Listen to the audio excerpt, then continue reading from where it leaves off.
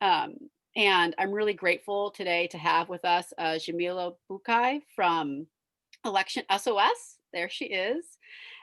So Election SOS is a nonprofit initiative that is run by Harkin and the American Press Institute, and it's funded by Democracy Fund.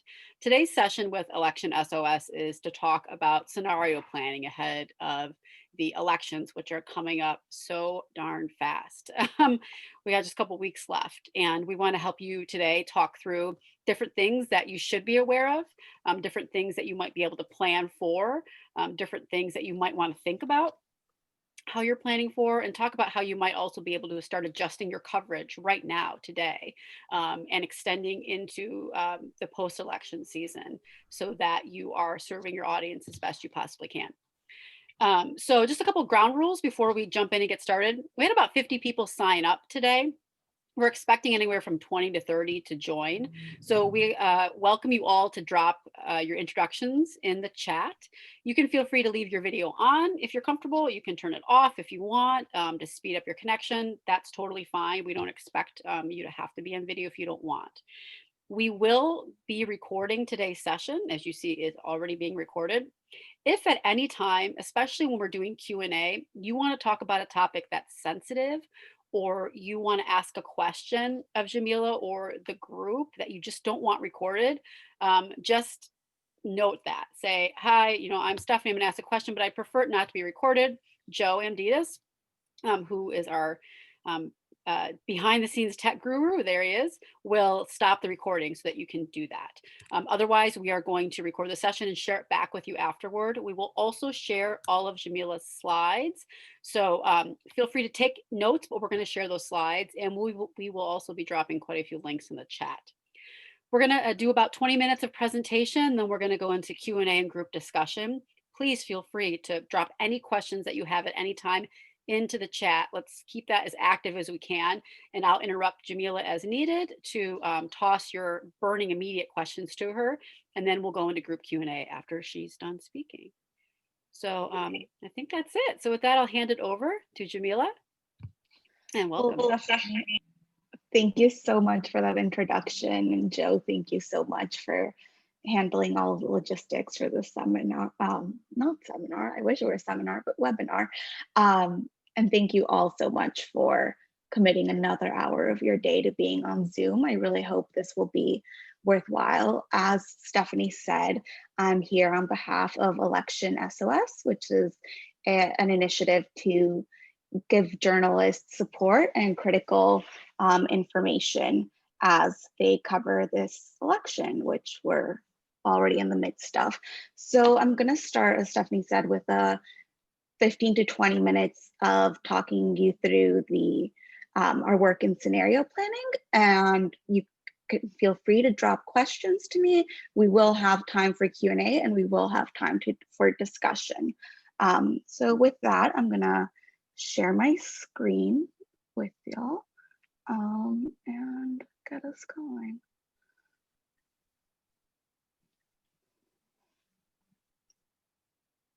So you can all see my screen, I hope. Okay.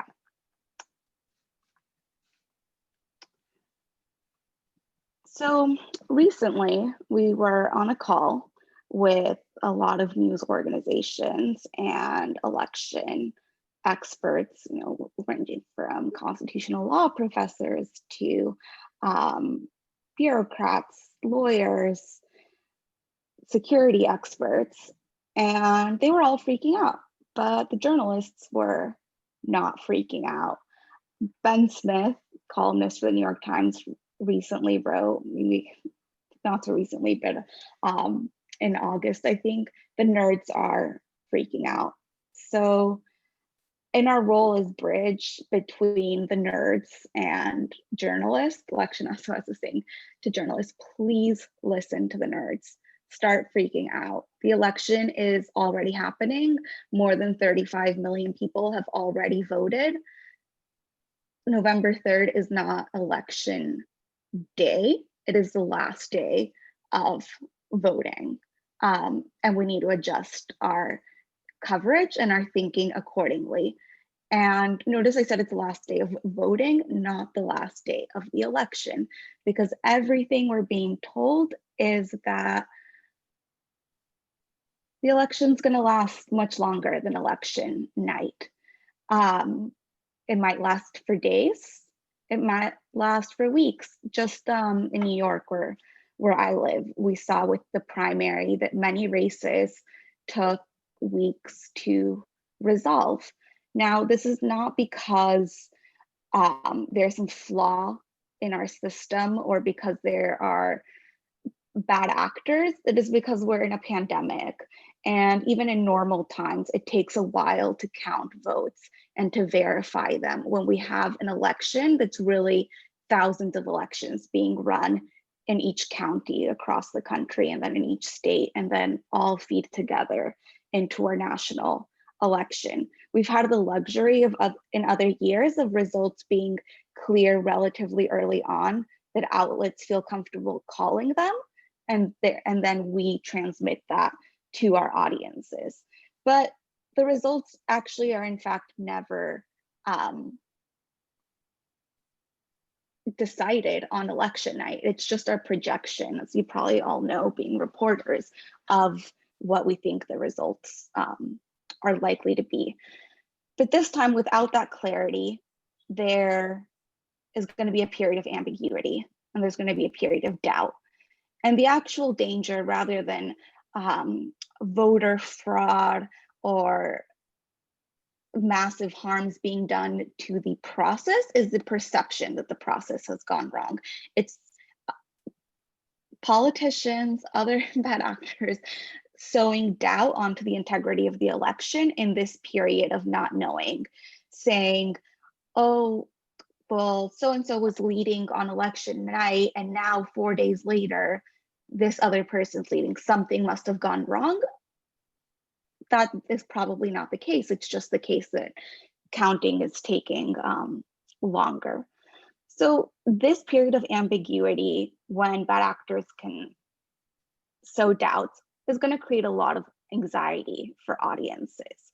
Because in this country, we're used to knowing who is going to be the next president when we wake up in the morning after the election night, or for those who are watching the maps turn blue and red throughout the night. Want to know, we have certainty, we know who's coming into office in January. That's not going to be the case. So there's going to be a lot of anxiety. And as we've seen from this summer, anxiety can lead to violence. And unfortunately, what we're hearing from experts is that it is likely to lead to violence in a lot of areas. Y'all are a diverse group and you're coming from different parts of the country. So the threat level will be different in each one, but violence is something that should be on all of our minds throughout the process, but particularly in the period of ambiguity. So that's the emergency we're in. And we have a role to play in making it less of an emergency or less chaotic. So all of these experts that are warning us to freak out are also saying that we as journalists have a big role to play in keeping our audiences informed, in keeping our audiences calm, in keeping them peaceful, and in preserving trust in the process and the outcome of the election. And therefore, it's not an overstatement to say in preserving the integrity of our democracy. I know since 2016, we've heard so much about fake news and audiences getting all their news from social media, but still most Americans rely on us, on members of the press, to get their vital information, and will be doing so as long as we're there to provide it for them. So what do you actually do? Okay, you have this huge mission, you have this huge role to play, and as I just told you, preserving democracy. How do you do it? Well, there's actually a lot in your control, and that's what we're going to talk through right now. Sometimes it's hard to think of everything that's in your control, especially when we're working on deadline, when you're just trying to think of what story I need to get up in the next hour or by tomorrow morning. And we don't have the luxury, especially as spread thin as we are, under-resourced, understaffed, to be thinking days and weeks ahead. So the next 45 minutes is to have that space to just think ahead. to carve out the space to think of all the possibilities. The less likely, the more likely. For those of you who might have kids or have ever taken care of kids, to think of all the things that they could hurt themselves on and grab. Oh, is that cabinet too high? Might they reach it? Think of it like that, like baby proofing. And the way we're going to think through the risk, especially in the discussion, is to assess your infrastructure and operational risks. What I mean by that is the tools you use to keep your operations flowing. What CMS do you use? What technology do you use? Phones, internet, your basic infrastructure. Assess other operational risks, like what do you as a freelancer or as a manager of a newsroom or as a staff member, what risks do you face to your person or to your colleagues based on who you are or what your outlet does? Assess your own potential to cause harm. As I said, we have a lot of influence on preventing harm and preventing chaos in this election, but we also similarly, we equally have influence to cause harm by being careless in our coverage. As we assess all of that, we're going to make a plan to reduce the risks and mitigate harm. There is no one size fits all plan because you're all working for different newsrooms, you're working in different parts of the country, serving different audiences and with different levels of resources. So while the process for thinking through and planning might be somewhat similar, how you actually deal with your risks is going to be different. So we came up with at Election SOS a scenario planning guide to really help you do that. This is really a quick overview of it. The guide is about 30 pages long, and we're launching a new update of it tomorrow with additional resources and experts.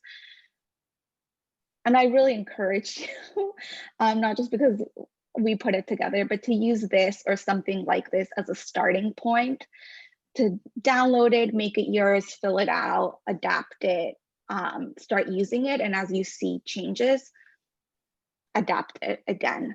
And just keep it as a manual for how you'll deal with the election. A lot of times when we do our most irresponsible coverage, it's with the best intentions and it's in moments of crises when we're just trying to respond. Hopefully by having a guide and being proactive in those moments of emergency, you have something that you can turn to for reference. And that's the goal of this guide. That you can download in this link that I have right here. And whenever you go to it, it'll be the latest version.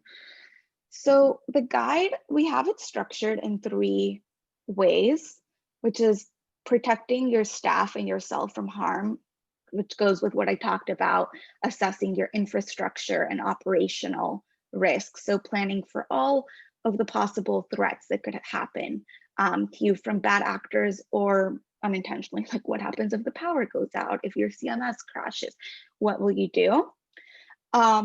These risks, which again, I invite you to go through them all and figure out which ones are most relevant to you, really focus on digital threats as well as physical threats. And we have it divided that way, but we know in today's world, especially during the pandemic, when we're doing so much digitally, that the two are really intertwined.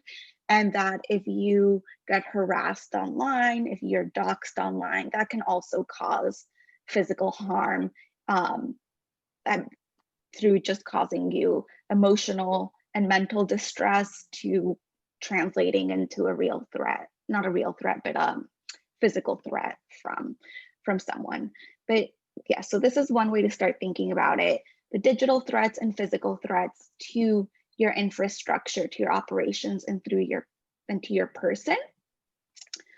And then we have tips of what to do with that. The guide is really structured in these areas through questions of things you should be asking yourself. We have thoughts on what the answers may be, but the answers really depend on your own risks. So really what we want to provide are the questions that make you think through, what do I need to do in this? How will I approach that? in a structured way, and then point you to the resources and experts that can help you execute and implement in these areas. We also do have tips for freelancers and contractors, which we see as some of the most vulnerable groups, and resources to cultivate resilience and process trauma, because even with the best made plans, harms can still happen. And what do you do then? How do you move on to your coverage? So that's the first part, the operations and infrastructure. Then it's where you come in serving your public. So, oh, hey, this came up here. So in terms of preparing yourself, we talked a lot with journalists in Portland, Oregon, which, had months of protests. We've also talked a lot with journalists covering elections abroad that have dealt firsthand with some of the violence and some of the confusion that can arise in these circumstances. And they did give us many tips, which are in the guide, and which we can talk through in the Q&A, but start with things like protecting your communications, protecting yourself, and making that space for processing trauma and resilience. Also, the need to assess what's legal and illegal in your particular area, both in terms of what your staff can do legally and not, and what would be a violation of the law in terms of covering the protest, but also what's legal and illegal for police to do, so that you come prepared knowing that there might be rubber bullets, that there might be different kinds of gases that are deployed. And with a caveat that we have seen law enforcement in some parts of the country use dispersal agents that actually are not legal in that jurisdiction. So knowing what's legal is only a starting point, but we still have to prepare for the unexpected there. And monitoring for hate threat through some of these networks. This was very relevant in Portland, and we do see the rise of different far-right groups throughout the country, but they'll vary in your areas. But these are some of the tips that the journalists in Portland had for how to start monitoring hate. But that kind of blends in with, protecting yourself from harm also blends in with how you'll protect your audiences from harm in this regard when it comes to violence and hate. So we split it up in terms of thinking of two critical timeframes, which is right now and in the weeks that have passed through November 3rd, the time when people are voting, and how you can protect that process through your coverage.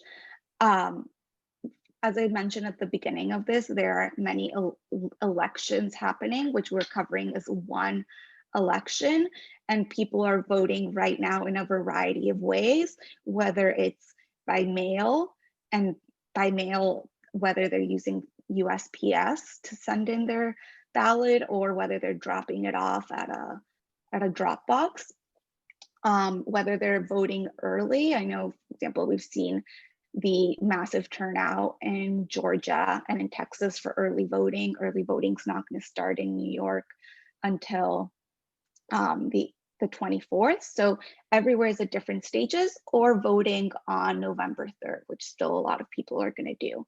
So we have to communicate very clearly with our audiences about all of those different ways of voting, how they apply, what the deadlines are, what the different restrictions and contingencies, what polling places they can vote at for early voting versus which ones they have to vote at if they vote on November 3rd. There's so many intricacies, so much information that is different from other years, and so much information that is changing almost daily in some areas, depending on the litigation that's going on, that it's not possible to report too much on this This is one thing that we're really encouraging every newsroom to assess how they are communicating with their audiences about the process of voting. No more thinking this is unsexy. Audiences don't want to know about it. Audiences do want to know about it.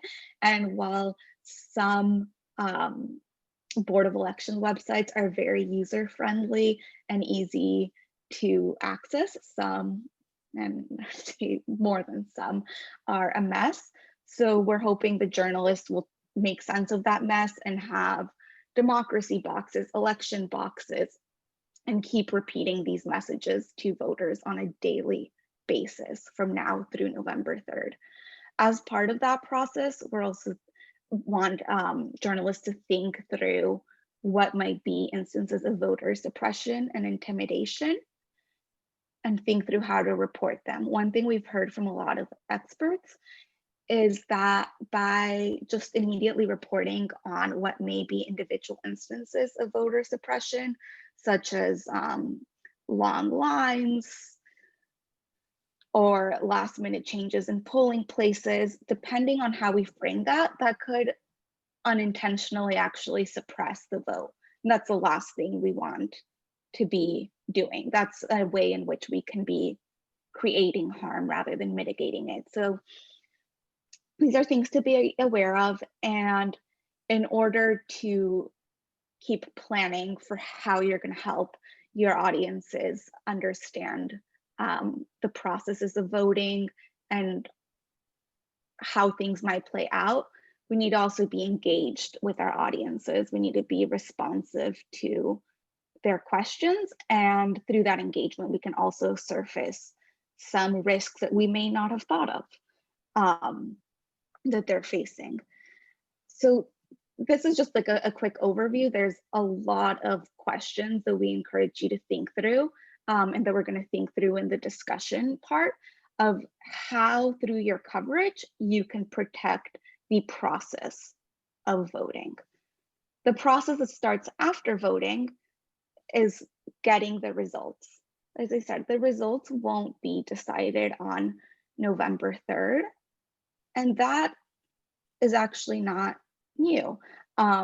We have this 2-month-long drawn-out process in the Constitution for getting our electors to get it together, having them cast votes in each state, presenting those votes to Congress, Congress tallying them, and through to inauguration.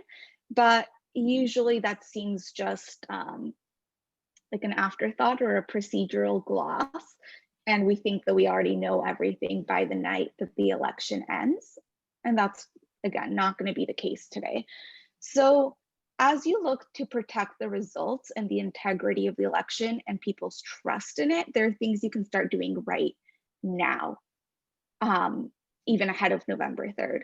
One is to continue setting expectations and think through, have you been doing that already? Do your audiences know that they should not expect an answer on November 3rd? In the past week or two, Pew Research Center put out one of their latest reports on the media and this election. And one of the findings that jumped out to me was that audiences are planning to be very tuned in on election night to find out the latest of the results. While we definitely want our audiences to be engaged, the reason that jumped out to me is because it indicated that audiences still think that on election night, there's going to be minute by minute results that are meaningful and that they need to know about. So therefore, there's a communication gap that we still have not sufficiently filled, and letting them know we're not going to know everything on November 3rd, most likely. Maybe there's a massive landslide at the presidential level, but for many, many races, we're simply not going to know. And along with setting the expectations for your audience, think of how you might be able to explain the couching of those expectations. Not just that mail-in voting takes a while to count, but is your state one in which the ballots cannot even begin to be processed until election day? Forget counting, processed, which is where the elections officials will be certifying that the signature on the outer envelope matches the signature in the request for a ballot. That's one example for Texas. The processing methods vary in each state, and that is one thing that's going to slow things down in a lot of states, is that in some states the law is that ballots can't start being processed or can't start being counted until that day, which makes it take a while. So set expectations, but also explain the reasoning for why that might be the case. Also give context to unofficial results. And as November 3rd bleeds into November 4th, 5th, 6th, and we continue to be in this period of ambiguity when a lot of misinformation might be pouring out, both from actors who intend to sow distrust or from people who think that they're sharing good information but are actually not.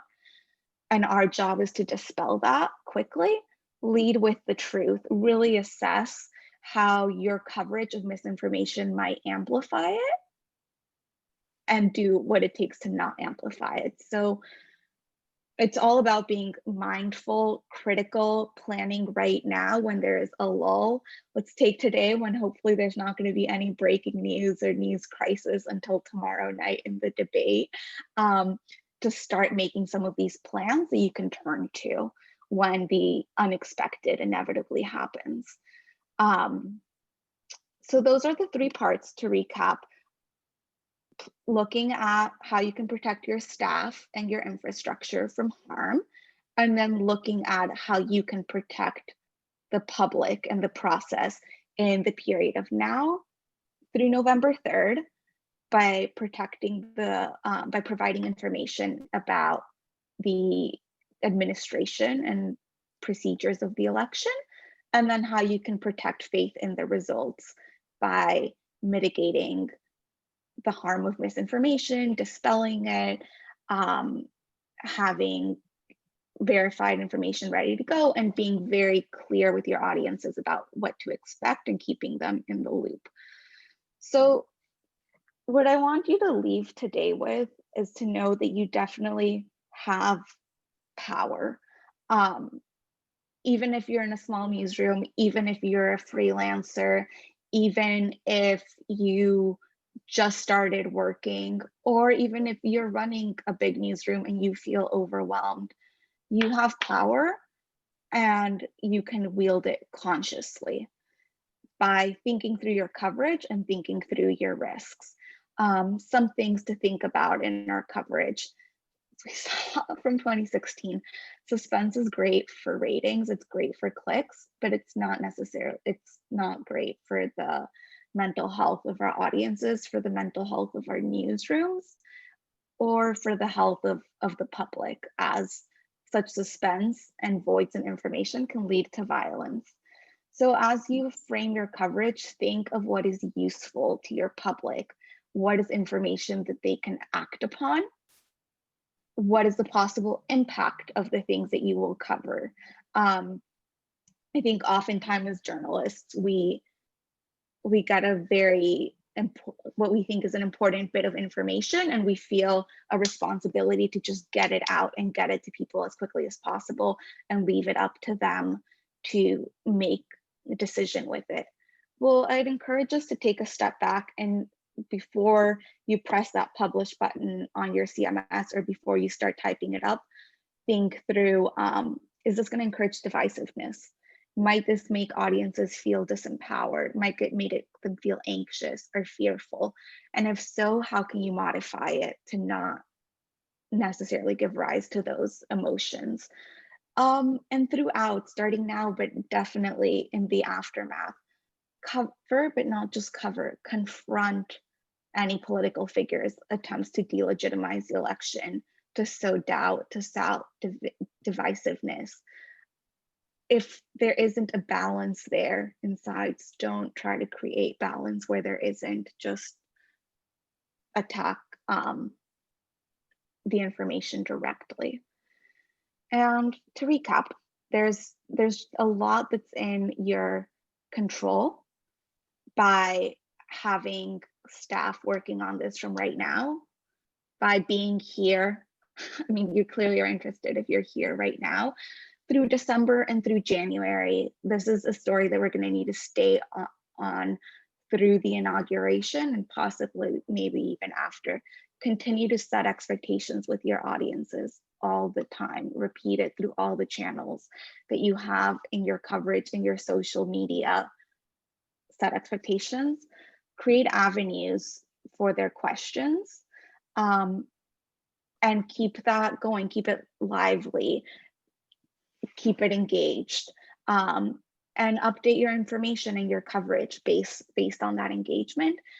And last but not least, so important, while right now we're talking about the election and that's all that's consuming us and that will be consuming us, give your audiences a break, especially after November 3rd in that period of ambiguity. Find other stories to cover. The world will still be happening and spinning even as the election might be in suspense.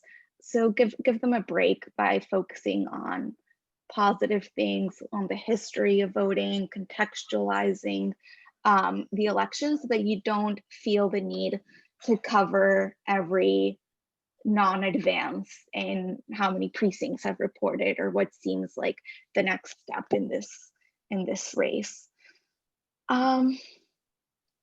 And we do have a lot of other resources that you can use for free on our site.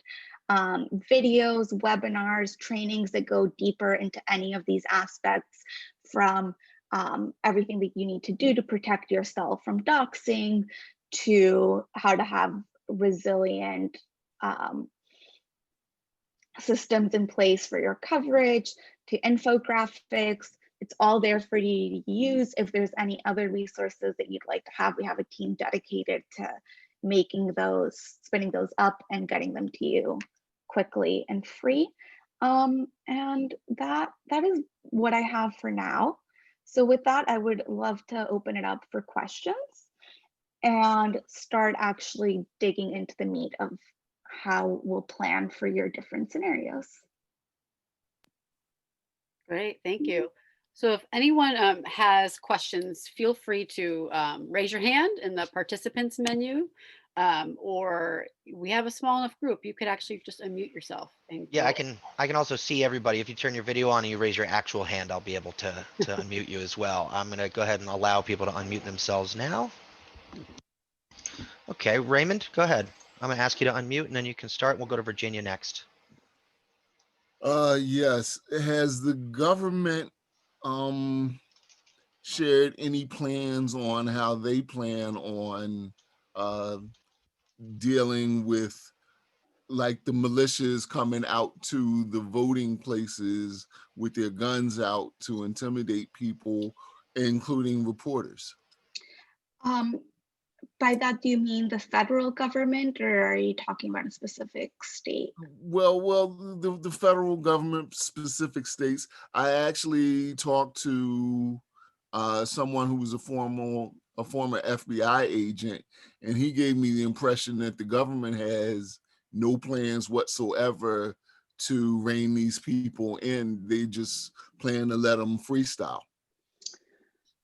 Yes, we've seen some early versions of this. Maybe you all saw the story in Virginia on the first day of early voting, where members of private unlawful militias showed up to one of the polls, first to prevent people from voting, and then law enforcement simply moved them to the side and escorted people in as though they were going into a Planned Parenthood clinic. So we've not seen a response at the federal level. Do you think that different states will respond to this differently? In every single state, these groups are illegal. There are statutes, or in 48 out of 50 states, constitutional provisions saying that private paramilitary groups do not have a legal basis to be there. we have, again, unfortunately seen our president call for poll observers, and that might lead to more of these actors. So I wish I had a more positive response in terms of what the actions will be. But all this to say is I don't think that there is one at the federal level, that it is going to vary, and that there's also going to be differences depending on whether a given state is an open carry state or not. The one expert that I really encourage you to reach out to with any questions about like the law around this, and she's absolutely fabulous, is Mary McCord at Georgetown. I can provide all of this in our follow-up, and she's in our expert database and has agreed to respond to journalists' questions. She's a former assistant attorney general and is really has national expertise on paramilitary groups and militias. One last note that I would want to leave you with that is Mary and other experts do say that coverage reminding people that this activity is illegal and has no basis can help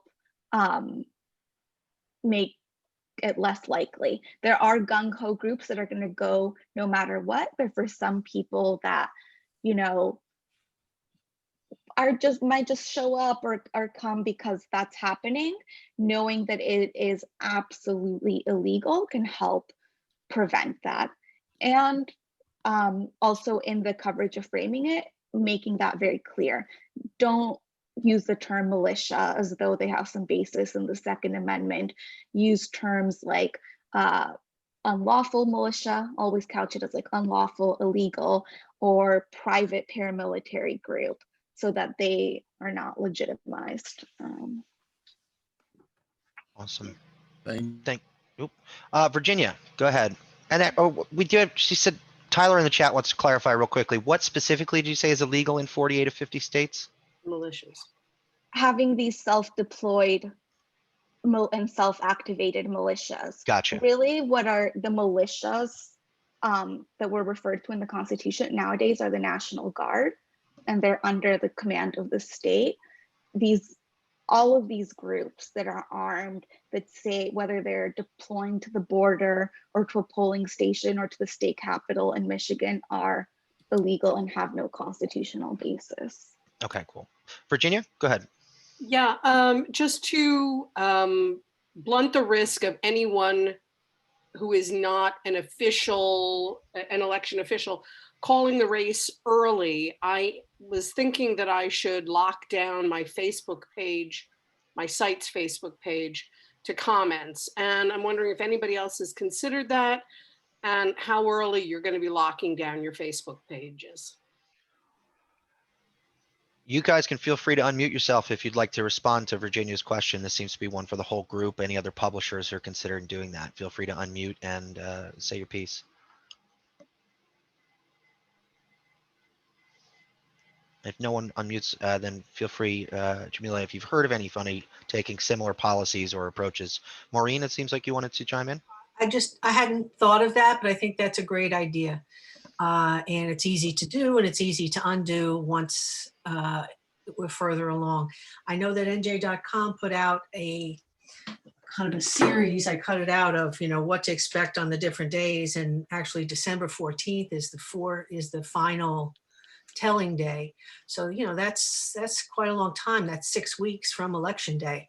So I think we're beholden, as Emily said, to not cause panic and not to give misinformation. So I think that those comments do both of those things. And I'm considering shutting down the comments too. Thanks. So we can keep the questions flowing into open discussion, because actually the point, Virginia, that you raised was one of the main things that I wanted to put out to the group. How will you cover anyone, whether it be a candidate or random people declaring a winner candidate before official results have been given or before, a major outlet like the Associated Press has called things. So Virginia, you're saying you're thinking of locking your Facebook page to comments. Yeah, I just don't want, I mean, every one of us has conspiracy theorists and nut commenters. And I don't want to have to be on my phone and on my site 24 hours a day through December 14th to keep the nuts at bay. Yeah. We have Elizabeth who had a question. If no one else has anything to add about the comments and locking it, I see Simon in the chat saying that that's one of the common ways to prevent harassment is to lock down DMs and comments. Elizabeth, if you unmute yourself, you can go ahead and ask your question. Oh, it looks like she may have frozen. I will keep an eye on Elizabeth and we'll come back. We're also seeing a bunch of things posted in the chat. Thank you, Stephanie. Articles about militia organizations, and then some important dates regarding the election. And then, of course, the article from NJ.com. Elizabeth, it looks like you are unmuted. Oh, you had it. We had you unmuted. You're muted again. One more time. We got you. There you go. Go ahead. Okay.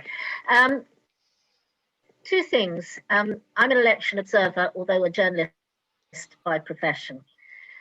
And so many people have talked about what seems to me that they feel is their moral responsibility, that it's up to the journalists to make sure that people don't panic, that there is peace, that people understand the process, which is a very considerable moral responsibility. Now, is this normal in the United States, or is it exceptional in this election year?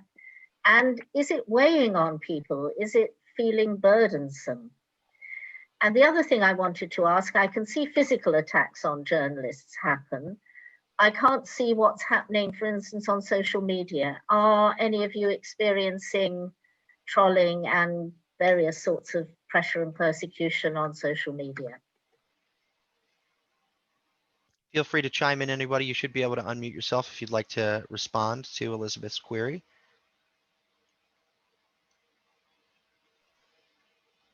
So while everyone gathers their thoughts and responses, and again, feel free to jump in, see that I think this level of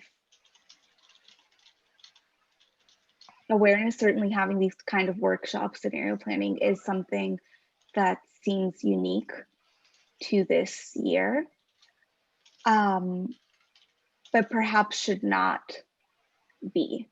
I think I can speak at least about the context of Election SOS. It came about from being tired by the traditional coverage in this country of elections as almost a sport and a political game, and thinking that there needs to be a lot more coverage on the process. And I do hope that whatever the outcome this year is something that we can continue doing in our election coverage, not just of presidential elections, but of local elections in the years to come. In terms of how it's weighing on people, I think there's so many factors this year of just the pandemic, disruption to people's lives, so many layoffs in our industry,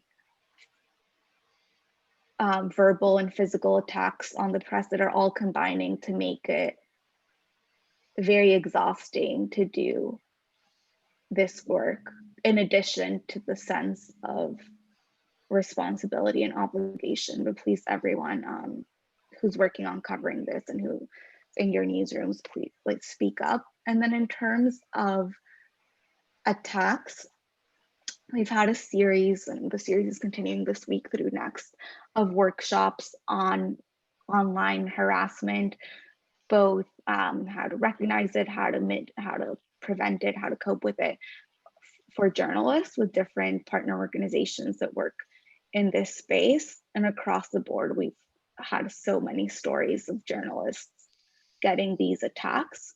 And there are particular things that may increase it, where what area they're covering, where they're based, but also gender, how they present physically, that make some journalists more vulnerable or more likely to be targeted by trolls than others. We have Tyler who wanted to chime in earlier. Tyler, go ahead. You're unmuted. Yes, sir. In short, attacks on journalists are most certainly rising. Obviously, violence against journalists is a problem, though. We don't like. But the United States isn't one, of course, to like imprison journalists for in a way similar to many oppressive regimes, or to murder them. Most certain, but on the other hand, attacks have risen in the past 4 years, and I mean, I'm just a contributing intern for my paper, but from what I've seen, there's been a lot of online rhetoric and online trolling being thrown around. Whether or not that has risen since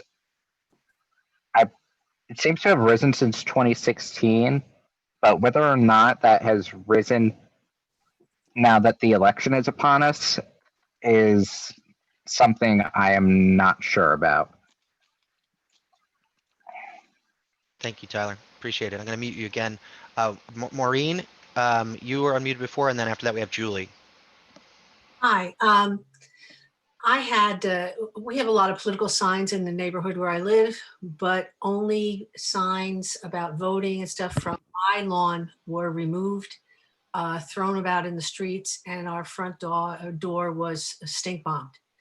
And I called the police, and I had just done the torch run, so I knew all the police who came to the house, and it was very scary. And online, when I repost articles from our site on local community pages and stuff, then personal attacks begin, so much so that I had to shut down my own Facebook page. And I'm posting stuff that's about townwide redevelopment. And this is not necessarily since the 2016 election. We have very hot local elections here, and we're all focused on the national election and the possibility and the danger presented by that. But locally, 5 votes makes a big difference. And I think that as a journalist, I'm feeling pressure locally. And that's something I wanted to be very mindful of. And the reason I made this report to the police was that it was on record. So just sharing that. Thank you for sharing that. Anyone? Oh yeah, here we go. Sorry, Julie. You can go ahead. Thank you very much. I'm one of the other UK observers here with Democracy Volunteers. I'll put a web link up for our organisation so you can see who we are.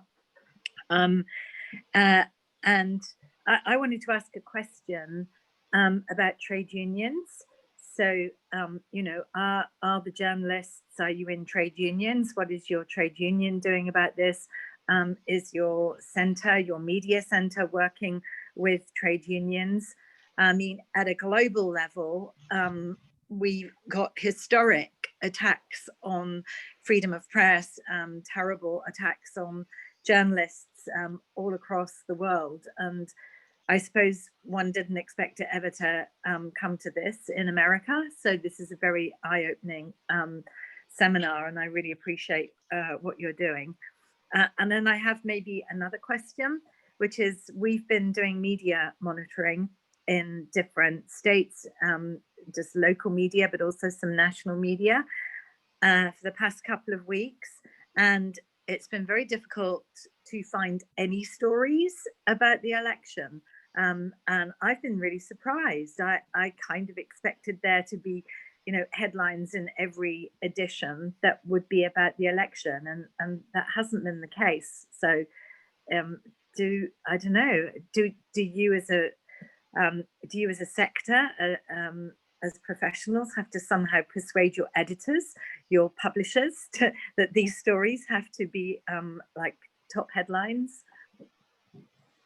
Thank you, Julie. Does anybody want to chime in and respond to any of the points that Julie brought up or answer one of the questions she asked? Raymond, I see, are you raising your hand? Your virtual background is removing your hand, so sorry about that. Go ahead and unmute, Raymond.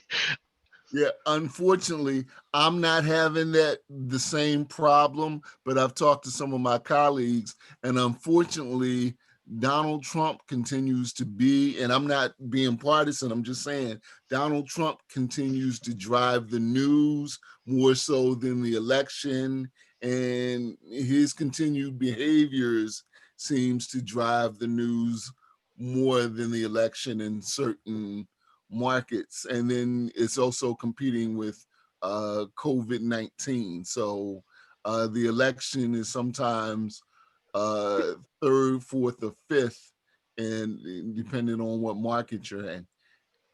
So, yeah. And then I saw you also commented that the COVID coverage and coverage around wearing masks has also increased threats. Have you've experienced additional hostility because of that? Okay, so full disclosure, I'm about 6'3", 200. And I mean, that doesn't mean I can't get shot, but it means a lot of people think 2 or 3 times before they step to me. But however, people do contact me because they know I'm in the news. And what I'm hearing is that there are certain segments of the population who have never been told what to do, as opposed to people in my community. We're over policed. And, you know, from the time I was little, I was taught, keep your hands on the steering wheel, don't do this, don't do that, you know, all this so you won't get shot. But if you're from a segment of the population where you can pretty much do whatever you want to do, whenever you want to do it, and now people are telling you wear a mask and you can't do this and you can't say that, and that, they are having a hard time dealing with this in a peaceful manner. You know, their reaction to it is to tool up and to go and march with their guns and their flags. Thank And you, I'm, Raymond. you know, that's my response. Is anyone in here, now I'm curious too, and just like put yes in the chat, is anyone in here part of a union?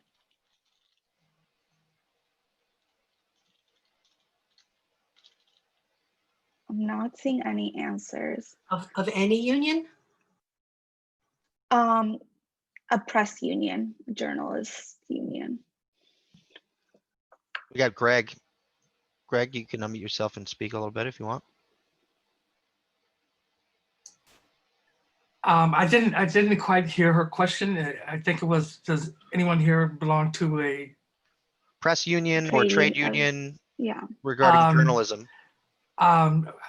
I'm a member of at Hunter College, I'm a member of the Professional Staff Congress, which is for faculty, and I network. I'm a member with the National Writers Union and SPJ. So I try to belong to as many groups as I possibly can.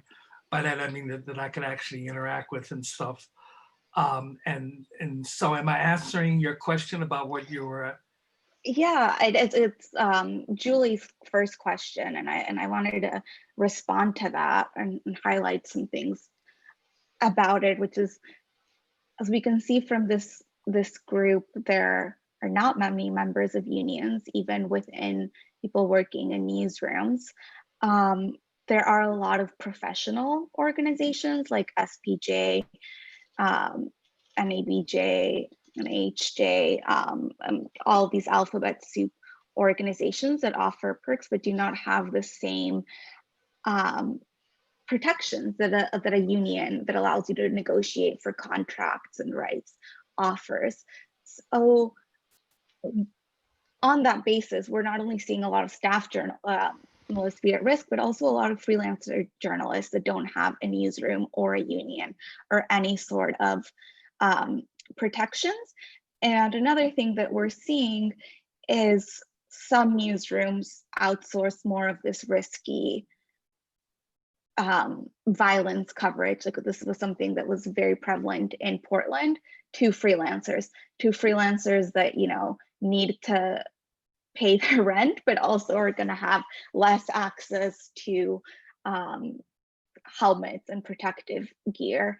So that is another thing that I would want us to think through in as you make your plans for how to cover the election, is if violence breaks out, who are you going to send? If you are sent, how will you protect yourself?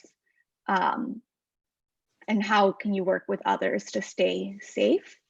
And if you're in a position of making the decision of who you're sending, what risks might the particular individual that you send into the field face, either from COVID because they have some pre-existing condition, because of their race and how they might be treated at a protest by police, because they're a very petite person who could easily be trampled.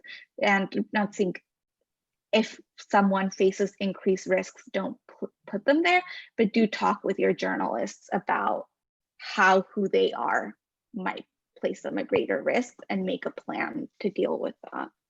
Go ahead. Sorry. No. Greg, go ahead. You wanted to follow up real quick? I've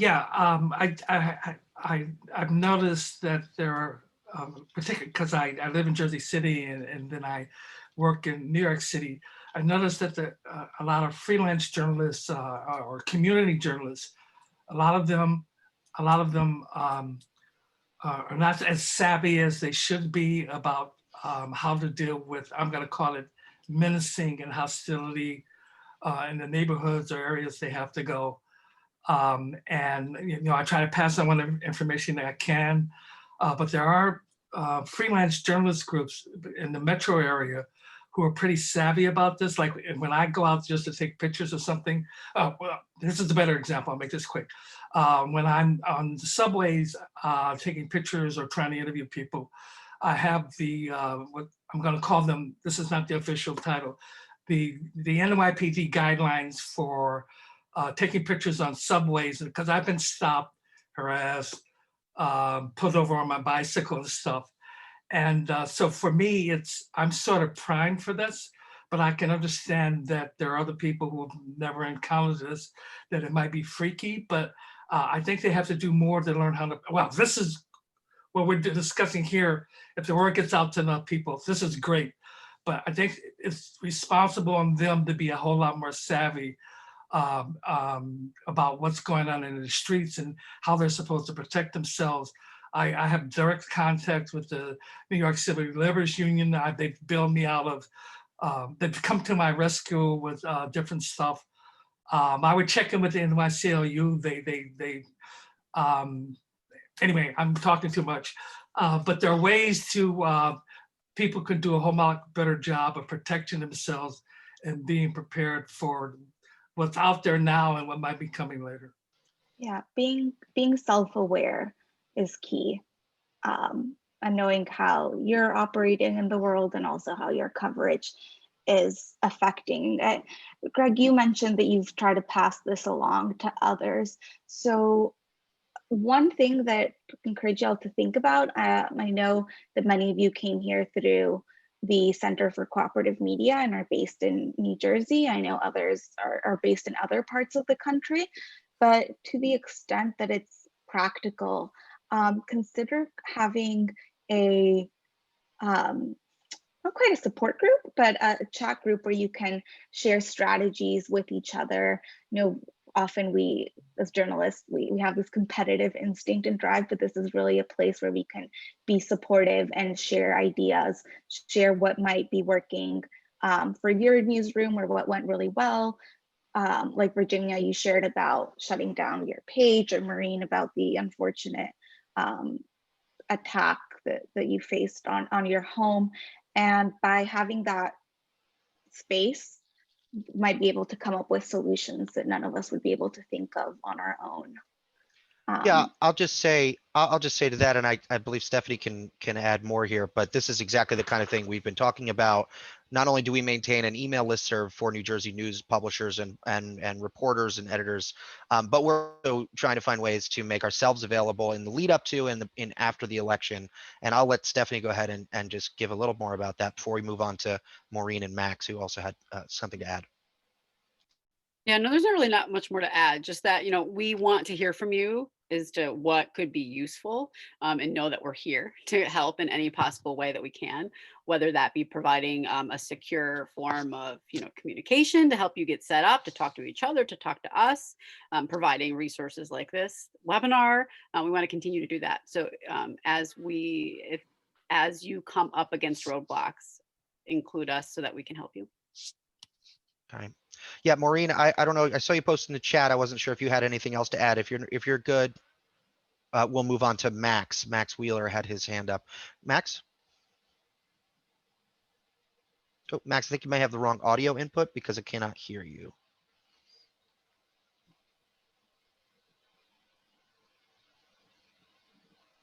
Nothing yet. Just jump in whenever you get it fixed as you cycle through those. I think, let's see, while we're waiting for Max, who else did we have? It looks like, Greg, you're still unmuted. You were good though, right? Yeah, I'm good. Thank you. Okay, cool. Yeah, so Max, let's give it one more shot here. Or you can unmute whenever you're ready. Oh, got a couple people jumping in the waiting room still. We'll let them in. Go. so while we wait for Max, all of you have been so kind and open in sharing some of your concerns. I'm wondering what other concerns do you have? What are the situations that are worrying you and that brought you here? And seeing Max in the chat, he's going to drop his question in the chat. If no one has any right now, one thing I did hear from folks throughout the presentation as they're trying to download the guide, they get sent to the Google Doc, which is disabled all printing, downloading, or copying. So I'm wondering if there's anything in particular folks who want to download it, so maybe have it offline, can do to make sure they get the PDF. Yes. So if you, thank you for letting me know this. We will fix this for the next one. But if you go to page 2 of the Google Doc, there's a box that has dates and then says downloads. And one should say Word document download. So that's one that you can play around with and type directly into, or PDF download. And now I'm thinking that should be at the very top. Fantastic, thank you. No, I knew there was a way to get the PDF because I have one, but I just wanted to make sure. Okay, there we go. Max says, would you say that independent journalists are more at risk than those working for major or even local news outlets directly?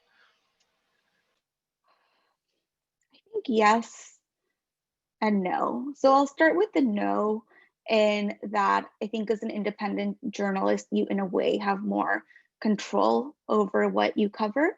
You can decide, I'm going to take this assignment or I'm not. Caveating that, though, of course, there's like so many financial pressures, and maybe not everyone's in a position to say, I'm going to hold off on the assignment. So I would say in the area of controlling what stories you cover, perhaps less risk. I think in most other areas, there is more risk. It doesn't mean that that risk is insurmountable. It just means that there is more things that are up to you. So if you've been commissioned by an outlet to cover something for them, really looking at your contract closely, seeing what protections they have, what liability coverage you're getting, what insurance, emergency insurance, and whether it might make sense or not to ask for hazard pay if it's a story that might be particularly risky. Also, again, if you have placed a story, you've been approached to report it out by an outlet, figuring out who you can go to, like who's going to be your point person of communication as you're reporting this out. If you're going into a protest, like, is there an editor in the newsroom who's available to you, or a person that you can have on call? And again, it's just more up to you to come up with those protocols. It'll be likely or up to you to find protective gear if you're going into, just reporting in person at a poll site in a time of COVID, making sure that you have sufficient PPE, or if you're going into a protest, making sure that you do have helmet, goggles, protection, because we've seen journalists lose an eye this summer because of a rubber bullet, or right now be facing still a lot of health issues because of gas. So I do think the risk is just that more of it is on you to figure out, and that you may have or not have health insurance. If you can't work, if your gear is attacked, like, how are you supporting yourself? So having plans for that. And I just encourage, having been a freelancer myself for a long time, just like really encourage freelancers and independent journalists to try to get whatever resources you can and negotiate for that upfront with the publication if you have a piece placed.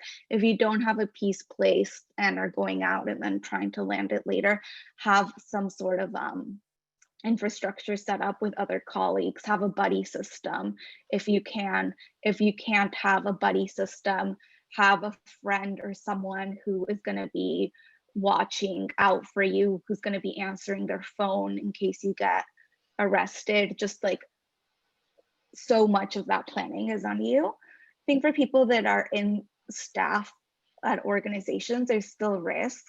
And one of the risks is just assuming that your organization has everything figured out and will be able to resolve any problems if you get into trouble. So I do think even for people that are on staff, would do well to be proactive, to make sure that there are plans in place. If your editors or your managers are overwhelmed and don't have a plan, suggest a plan, come up with it, but don't assume that it's all already there. Thank you. Can I ask a question? Sure. Yeah, sure. Go ahead. Virginia mentioned earlier about the problem with trolls and such. Do you know of any tools to help identify bots and like a repository of trolls? I mean, I have a number of people that look a lot like they might be bots. It's kind of borderline. But I'm wondering if there's any tools out there, any websites that kind of keep tabs on this stuff. To try to identify trolls and, like organized trolls and bots? I don't know of any particular tools, and it's something I can look into after this webinar, but in terms of answering your question the best way, are you worried about trolls who might be targeting you or conducting personal attacks, or trolls that might be bombing your coverage and attacking the coverage? I mean, they're trying to basically pollute the conversation. And there are a few, and I want to provide free speech, obviously, and opposing viewpoints, but the types of comments I see from certain ones, the speed at which they're posted, they're kind of disruptive without adding a lot. And I want to block some of them. It would be good to know, though, if they're part of an organized campaign, if they are indeed a bot. Some of the responses are just borderline enough that it could be a real person or not. And on the trolls, if these are organized groups of trolls that are, part of some political, you can guess which political side they're on. It would be good to know if you could plug them in somewhere and say, yeah, they're popping up at 50 sites right now. All over the place. And when I look at their Facebook pages, they're usually very skimpy. There's not a lot of detail about them.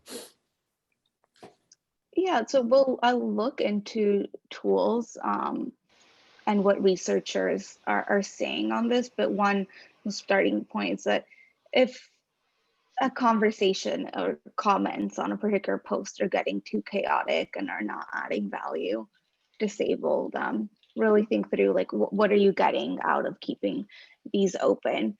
If particular profiles, be they real people or bots, are polluting the conversation, block them. I know it's time consuming and it would be great to have a shortcut, but I think regardless of whether they're part of an influence campaign, whether they're humans, whether they're bots, if they're detracting from the conversation and making it devolve, there's no use for them.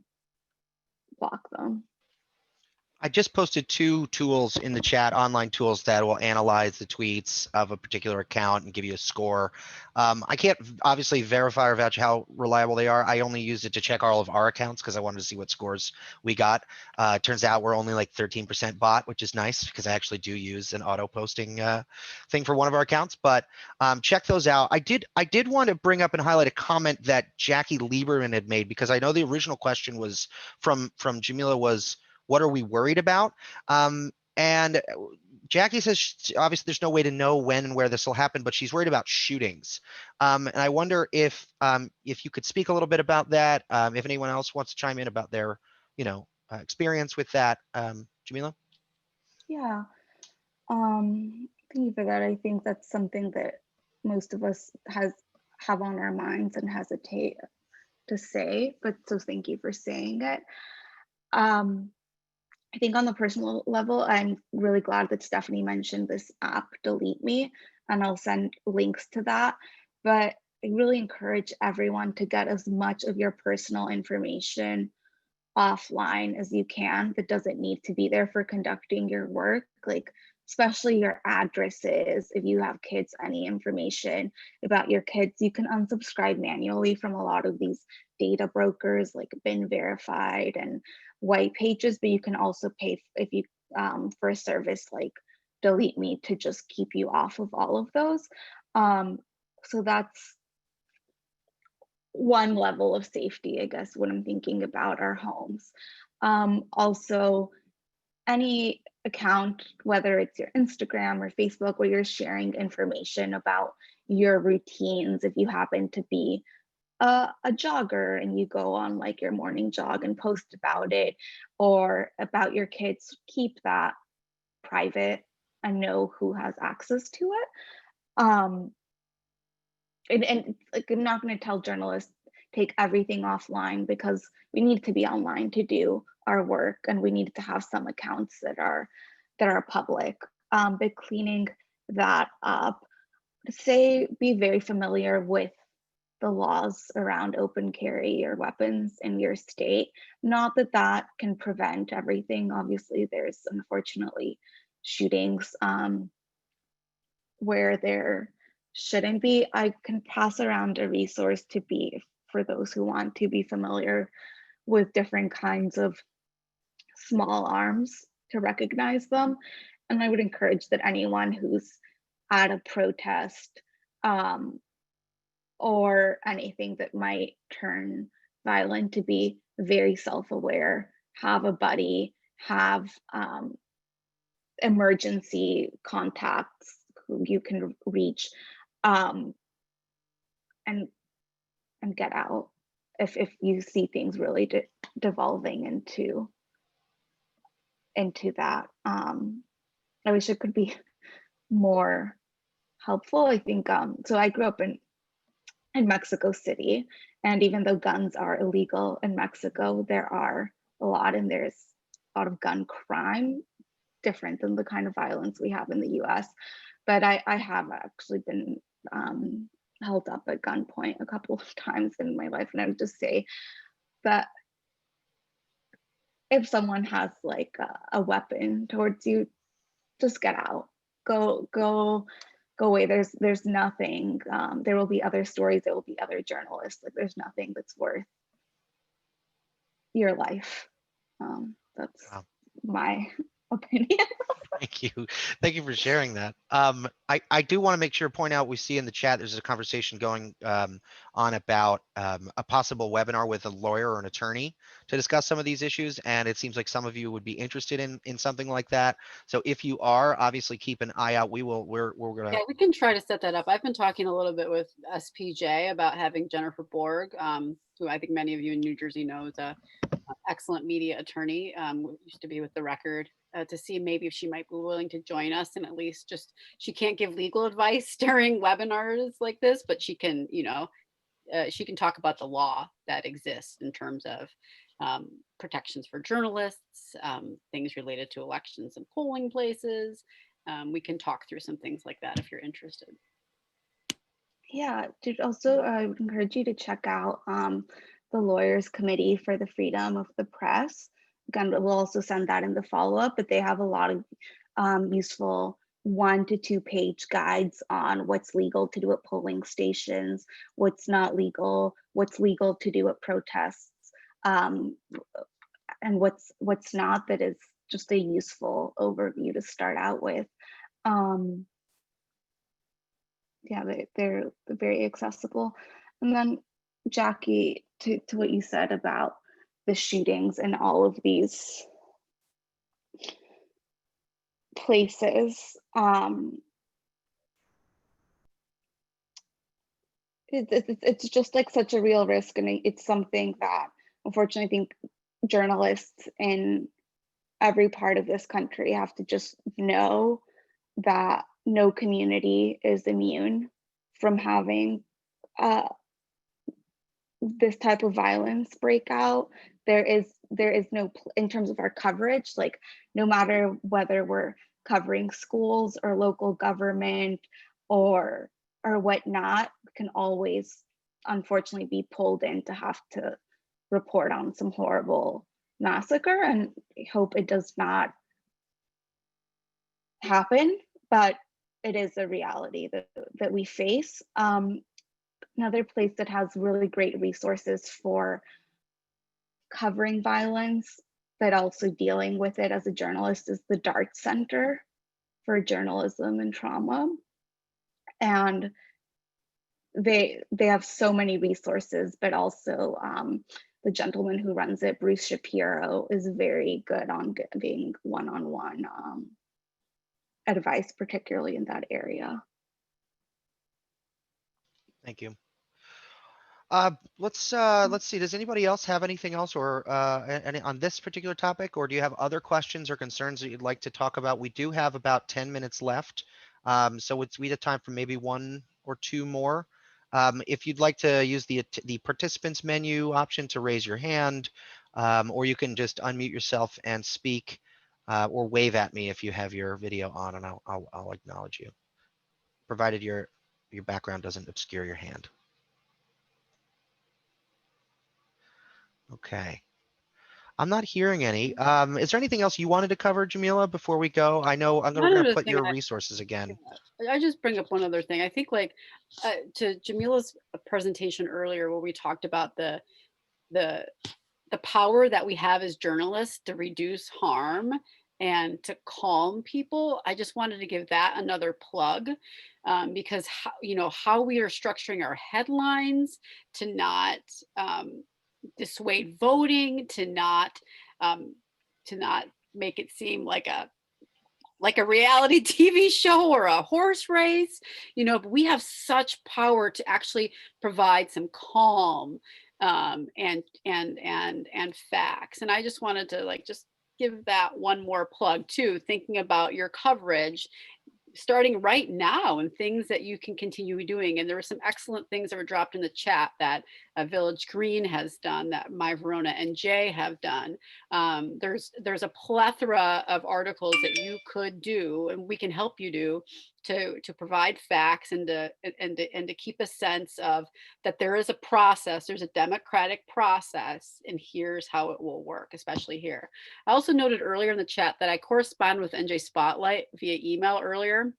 after we pointed out, forget who that pointed out, I think it was Maureen, the NJ.com article, yeah, with the timeline, and NJ Spotlight Colleen responded to me today, and she's like, I'm working on that right now, and it's publishing tomorrow. So NJ Spotlight makes some of its content available for New Jersey news orgs to republish at no cost, and so I'm going to work with them on that, and so she's going to publish that tomorrow, so that'll be a nice timeline you can pick up, and you already have access to NJ Spotlight's How to Vote story. Carolyn mentioned earlier that she's done her own localized version of that. Totally support anyone if you're able to do that. You could also take pieces of NJ.com, of NJ Spotlight's article, and you can piece it up. There's like 12 different sections if you want to run some facts, every day. There's a lot of different ways to approach. And so I just wanted to point that back. Sure. We have not localized unfortunately to each state, and there's a lot of variability for each state, but on the Election SOS side, we have a lot of infographics and other little materials that we want journalists to be able to just snap up and put it for free into your own coverage, because we're aware that resources are tight, time is tight. So those things like timelines for when to vote are there. And I know Stephanie and Joe have done an amazing job of dropping in a bunch of links to the chat, and that they will follow up on some of the questions. But I also invite each of you, if you have particular areas of concern, whether it's gun violence, doxing, whatever it is, feel free to email me, and I can make a particular response sheet to you, because I know that our guide and trying to be comprehensive can also be overwhelming. So I'm happy to point you to the specifics of what your area of concern is afterwards. Fantastic. Yeah, it is a long guide, but it's really useful. Even if you just skim through it and grab a couple sections out that might be useful to you, I highly encourage folks to do that if you're able to. Yeah, that's the goal, is that you can make it your own and just start thinking through all of these questions. And if there are questions that you're thinking through, and then in your plan you think, oh, I don't know how to do that, or I want to have a solution, but I'm stuck, also reach out to us, because we have a wide network of experts that we can connect you to who could help, and of resources. Thanks everyone for dropping links in the chat too, some similar stories. That's fantastic. Yeah, send us your stories. If you've written about this stuff, or if you're doing this kind of coverage, send it to us so we can share, we can put it in our newsletter, we can help promote it and get the word out, and just generally know what you all are up to, because we definitely want to know what kind of stuff you're putting out, and how we can help to make sure everybody sees it. Yeah, so thank you so much for joining, for being engaged, for your questions. I'm going to just leave you with what Stephanie said. There's a lot that you can do, and the more you do right now, the easier things will be when there's chaos. There's a lot even though there's a lot that's unexpected, there's a lot we can do to prepare. So thank you so much. Thank you also, Jamila. Appreciate that. Was fantastic. Yeah, so like we said, we're going to make all this available. We'll make the slides, the recording, as soon as it's finished processing. If you registered, you will get all of that in an email. If you don't see that, check your spam. But also, if you still don't see it, send me an email, send the center an email, info@centerforcooperativemedia.org, and we'll make sure to get all of that out to you as soon as it is ready. Thank you, everybody. Have a great day. Hi, everyone. Thank you.